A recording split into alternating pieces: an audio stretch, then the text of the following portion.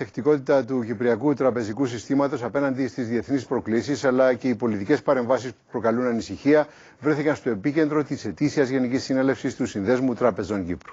Την ανθεκτικότητα του τραπεζικού τομέα και κατ' επέκταση της οικονομίας σε ένα ασταθές διεθνές περιβάλλον ανέδειξε η ετήσια Γενική Συνέλευση του Συνδέσμου Τραπεζών Κύπρου. Σύμφωνα με το Σύνδεσμο Τραπεζών, το τρέχον έτος σηματοδοτεί μια σημαντική καμπή για τον ίδιο, υλοποιώντας μια νέα στρατηγική εξωστρέφειας. Δεν μπορεί να υπάρξει βιώσιμη ανάπτυξη χωρίς κοινωνική συνοχή, χωρίς χρηματοπιστωτική σταθερότητα, χωρίς μια υγιή οικονομία. Σήμερα ο κυπριακός τραπεζικός τομέας παρουσιάζει τα ισχυρότερα και θεμελιακά μεγέθη στην ιστορία του.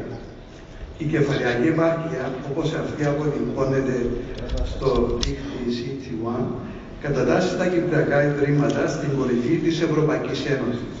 Αναφερόμενος στο τρίπτυχο του συνδέσμου, ο κύριος Κανδάλης θέλησε να τοποθετηθεί σε σχέση με την πρόσφατη προεκλογική περίοδο, κατά την οποία αναδείχθηκαν ζητήματα που αφορούν άμεσα τον τραπεζικό τομέα, ξεκαθαρίζοντας ότι οι τράπεζες δεν καθορίζουν πολιτική, αλλά αντιμετωπίζουν τα ζητήματα με τεχνοκρατική αριστεία. Από την πλευρά του, ο Υπουργός Οικονομικών άσκησε κριτική στους χειρισμούς της Βουλής. Δεν θα μπορούσα όμως να μην αναφερθώ και σε κάποιες σχετικές προτάσεις νόμου που κατέθεσαν βουλευτές. Παρά τις εκφραστήσεις απόψεις, η Βουλή προχώρησε στη ψήφισή τους. Τονίζοντας ότι η Ευρωπαϊκή Κεντρική Τράπεζα εκφράζει έντονες ανησυχίες για επέκταση των χρηματοοικονομικών κινδύνων που θα μπορούσαν να εξελιχθούν σε δημοσιονομικό κίνδυνο, αλλά και διόγκωση του προβλήματος των δανειοληπτών αντί της επίλυσης του.